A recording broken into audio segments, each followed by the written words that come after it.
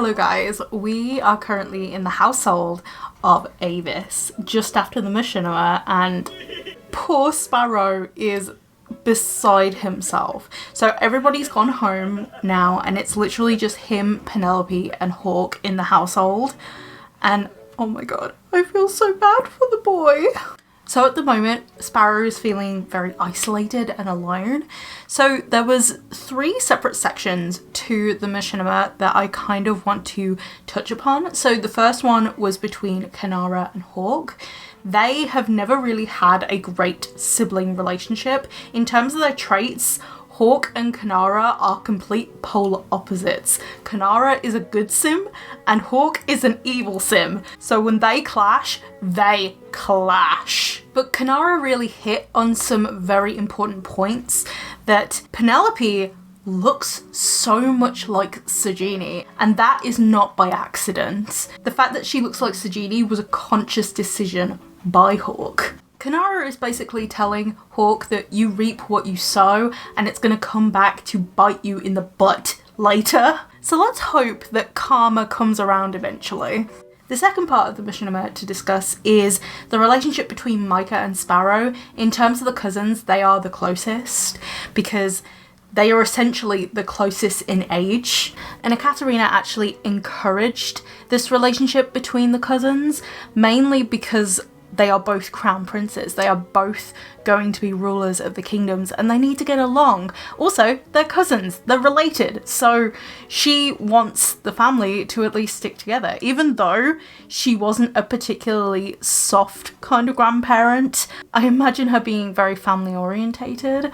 And Ekaterina was actually the one who allowed the communication between Sparrow and Micah, as well as Holly as well, because Holly is hated by Hawk. Hawk wants to avoid meeting Holly at all costs. Obviously he knows he's gonna have to at some point, but at the moment he's holding it off. But last but not least, we have Penelope, and currently Penelope is in the chapel, and this chapel I actually found on the gallery and it was so gorgeous. The only problem with it was that it was made diagonally, so I had to painstakingly recreate the entire thing myself.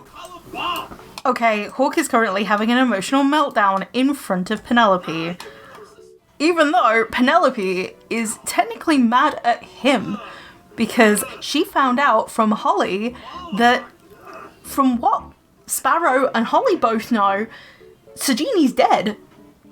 Hawk must have told them, or at least it must have got through the grapevine to Sparrow, that made him think his mother was actually dead. So I'm gonna actually queue up some interactions, argue about parenting, because she does not like the way the parenting is going. But yeah, Penelope is absolutely livid at Hawk. Hawk wants her to stay out of private business, even though technically speaking she is now the sole empress. So these responsibilities now are on her shoulders.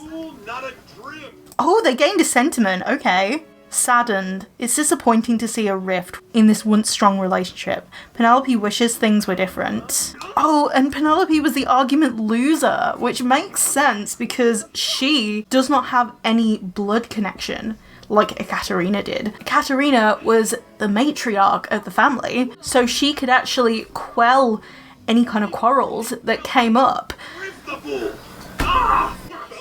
Oh, no-win scenario. Poor Penelope, she's trying to stand up for what she thinks is right, which technically is exactly what's morally right. So Hawk just gave her the cold shoulder. But the thing that Hawk is finding out is that Penelope is so much more willing to fight back than Sajini is. Oh my god, they're gaining so many sentiments. Also, their love bar is like, it's not great. Rift in the relationship, so she's quite hurt by him. This really soured their relationship. Penelope's sentiments about Hawk, she's saddened, she's hurt, and she has a festering grudge now. And this is really not great. If Hawk wants another heir after Sparrow, I think he's going to have to try and make it up with her. But I don't think that's going to happen, especially after all of this that's just come out. I am so sorry, my baby boy. Your life is really, really going to the dogs. Oh. But yeah, if you've looked over here, Hawk hates his sister, grudging after a fight and a festering grudge, because Kanara actually won the fight, because morally and just overall, Kanara was actually fighting for her nephew. But she also has avian blood, so if anything happens to Sparrow, then the line for AVIS would actually pass through her to her next male descendant, which would be Micah. So Hawk, even though he hates his sister, he can't get rid of her. Also, this is my new loading screen. It's by Starry Simsy. I know that a lot of people use this one. Okay, so this is going to be a short episode in terms of the gameplay. I just wanted to hop in and explain the machinima a little bit and explain some of the background things that are going on. But something else that happened while I was filming this machinima, in Cinderash, Spearow's heir was born. And when I say heir, I mean heirs, plural. Because Eliana only went and had twins, didn't she? Of course she did. Why am I not surprised by the level of chaos here?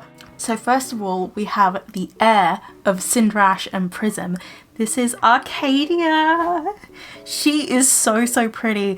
She looks so much like her mother. It's crazy. She has her mother's eyes, which is so, so cute. I love her. And then this is her little sister, Alessia.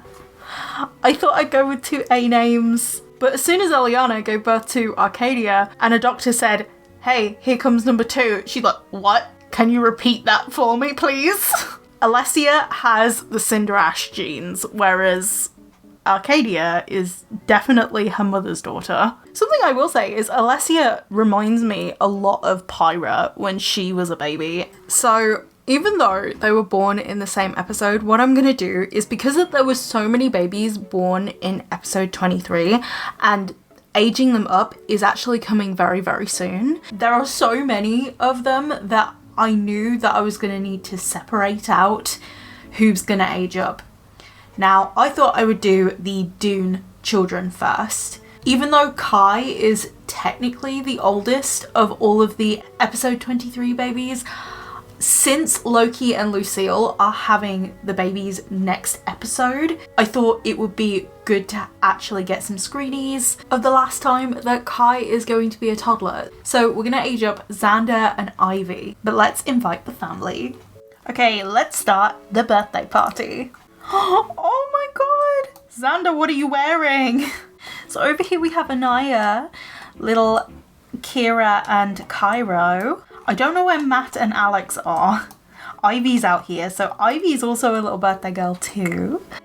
Okay, let's have them blow out the candles. And we'll age up Ivy while we're at it as well, so we can see what they look like. What could Xander be? I see that. I see him being cheerful. Oh, that's cute. I see Xander being a little social butterfly, like a cheerful little social butterfly. I have no idea whether that's custom content or not, but oh wow. Okay, that was a choice that The Sims made. So we are going to help little Ivy blow out the candles. There's little Cairo. Oh, no, that's Fletcher. Sorry, this family have so many kids that I just got confused for a second. So let's age up little Ivy. I'm gonna try not to have custom traits because kids and custom traits kind of mess with the skin details. My experience in the past is skin details don't stick to kids with custom traits for some reason. So I'm just going to have to see what I can get. I think she could be a bookworm, and considering her dad, I think a young athlete. Oh, I'm so sorry. Alia's shocked reaction is literally mine. Now let's make them over in Cass and see what we get. So this is Lord Xander. He looks so much like his dad, but he has his mother's face. Like, The face of his mother, everything else looks like his dad. Oh, I forgot to add his freckles. Oh no. That is a crime, not adding his freckles. I am sorry. But yes, this is what Lord Xander looks like. Very, very cute. Face of his mother, and as a child, Ebony was like the most gorgeous child. So child, you have been blessed. Next, we have Lady Ivy. Now, just as Xander looks like his mother, Ivy looks like her mother. Doesn't that look like Alia to you? It's crazy how much she looks like Alia. But she's super cute. I love the way she looks. I put little nails on her. Oh, I love the nails. But she's super sweet. I love her. So while I was trying to sort out a couple of things, I added these two to the kids club. And I get the funny feeling after next episode, the kids club is going to be really, really full. I mean, there's already 9 kids in here. I do think there are going to be a couple of teens aging up. I do think a few of them will become teens though. So Crystal, Jasper, Harley, I think will possibly become teens. I'm not entirely sure when. At the moment, I am keeping them as children because the teens club already is very, very full. I need to start aging up teens into young adults before even considering moving any kids to the teens club. I really hope I'm making sense here. So if this generation of kids ever have a debutante ball, which I am debating whether or not to skip a generation with the debutante ball because that was a lot of work.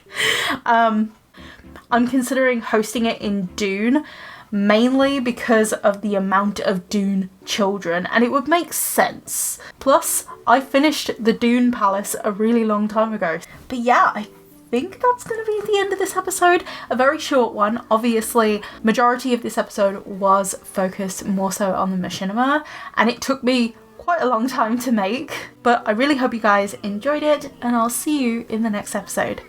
Bye guys!